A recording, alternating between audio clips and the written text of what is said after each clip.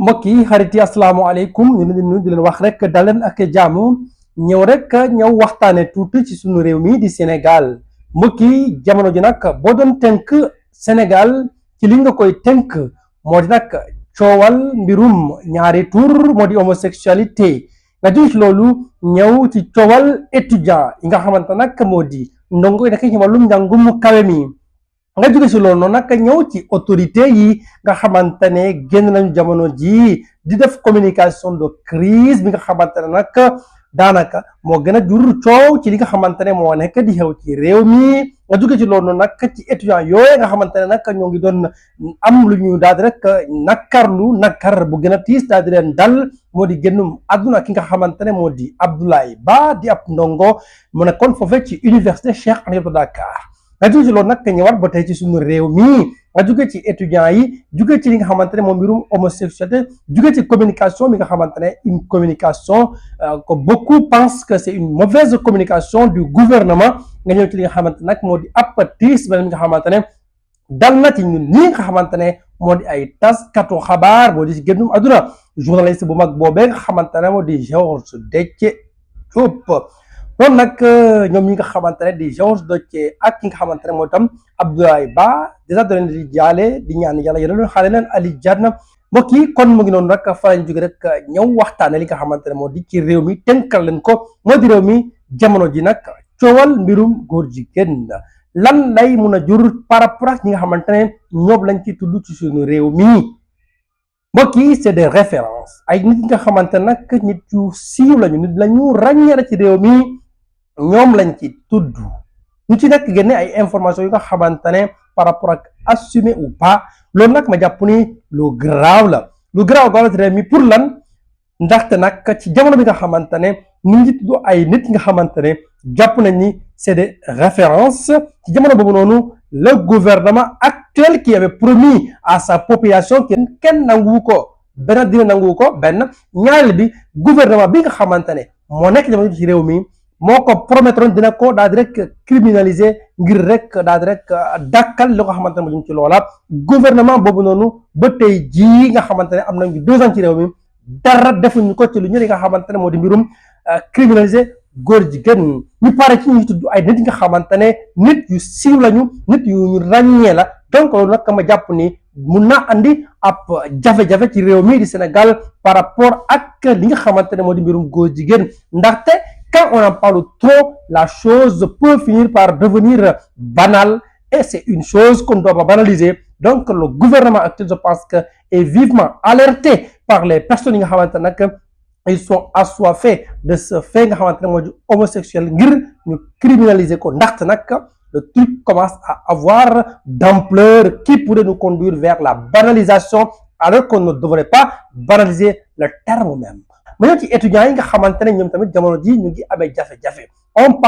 parle de bourse waaye nag on parle de bourse de rappel donc mbokk yi c'est en 2025 la ñuy def li nga xamante ne moo di grève bi pour sàkku lépp li nga xamante ne moo di mooy diw étudiants yi ngir ñu jox leen ko étudiants yi jàpp ni nag état bi defale na suufu moo di rek supprimer ay rappel mbokk yi lan mooy njëriñu rappel il faut qu'on se rappelle lan mooy njëriñu rappel pour un étudiant surtout issu d'une famille pauvre. Posons la question à notre excellence, causons beaucoup de respect, président de la République, Bassirou Diomaye Diakhar Faye, qui nous a dit en pré-campagne que bourse, c'est-à-dire rappel, font partie des choses qui lui ont permis de survivre à son temps à l'université. Tant d'autres choses qu'il a réalisées chez lui à Ndiagana. Ok. Est-ce que ce même président-là doit accepter pendant son magistère que ñu salfaañe loolee nga xamante ne jàpp na ni wala xam na ni wala dund na ko xam la njëriñu li nga xamante ne moo di loolee ñu tuddee ab rappel. Les réformes on n'en disconvient pas nous sommes dans un pays comme ni ñu ko waxee un pays en ruine un pays quatrième sous-sol entre autres pays boobu noonu wala réew boobu noonu war na am li nga xamante ne moo di ay réformes. Cependant, par rapport à ces réformes-là, est-ce qu'on va faire des réformes? Déjà, le Sénégalais qui bénéficiait d'une bourse de sécurité familiale, on lui dit que tu n'as plus le droit parce que le pays est en 4e sous-sol, premièrement. Deuxièmement, on dit aux étudiants, tu ne dois pas avoir de bourse wala de rappel parce que le pays est en ruine, wala le gouvernement actuel n'est pas en mesure de te payer cet argent-là. Deuxième chose. Troisième chose qui m'intrigue. Comment est-ce possible qu'on demande à ce Sénégalais-là de ne pas pouvoir percevoir sa bourse de sécurité familiale ainsi que le rappel pour l'étudiant, et pendant ce temps-là, les fonds secrets, les caisses noires, entre autres, sont là présents, continuent à être à la présidence, à la primature, à l'Assemblée nationale. Et en ce pays-là, l'Assemblée nationale a payé même 4 pour ay députés dans un pays en ruine. Est-ce que c'est logique? Okay. Il faut aussi qu'on rappelle à nos dirigeants. J'emprunte ces propos-là à notre actuel Premier ministre Ousmane Sonko qui disait que nit bu ñu la dénkee ñu la dénk am nañu droit teg seen regard, c'est-à-dire xool bu baax li ngay def ci li nga xamante ne ci lañ la dénk. Donc ñu dénk leen réew mi nekk ci ay guddi yu bët setugul. Pourquoi? Parce que dama jàpp ni ils n'ont pas suivi ce qui est la logique.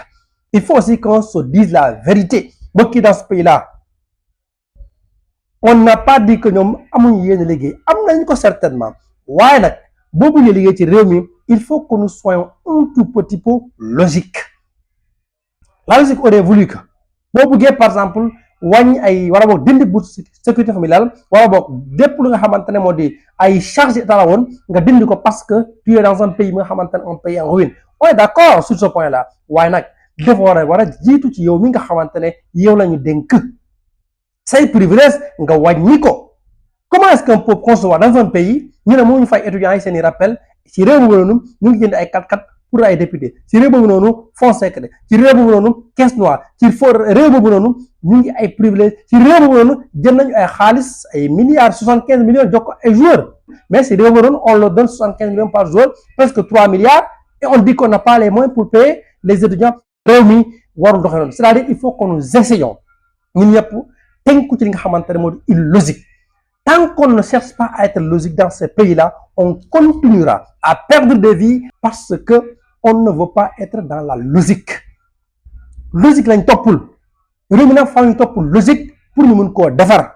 parce que nag tu ne peux pas vouloir le beurre et l'argent du beurre, vouloir des privilèges et dire que le pays est en ruine, c'est pas logique. Encore une fois pour le gouvernement. Je termine par ça. Mbokk yi, maa ngi ñaan le gouvernement actuel njiitu réew Bassirou Diomaye Diakhar Faye et son premier ministre Ousmane Sonko, apprenez